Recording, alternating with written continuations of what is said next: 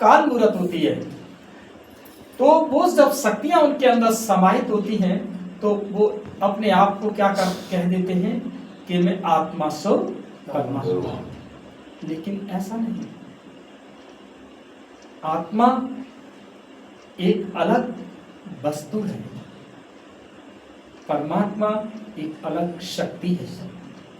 परमात्मा अकाल मूर्त है, लेकिन वो ज्ञान गुणों और शक्तियों में वो नॉलेजफुल है, और हम आत्माएं ज्ञान गुण को धारण करती हैं और मास्टर नॉलेजफुल माना मास्टर अकाल मूर्त बनती हैं, क्योंकि आप ज्ञान और गुण शक्तियों को जीवन में धारण करते हो।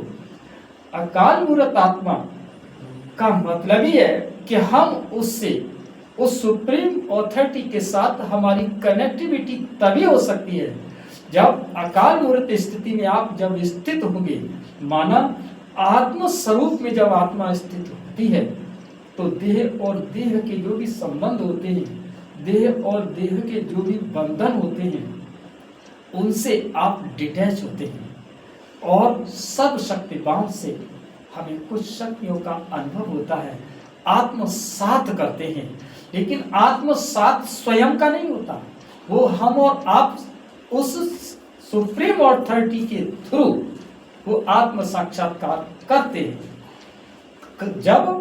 जब हम अपने आत्म स्वरूप में स्थित होते हैं।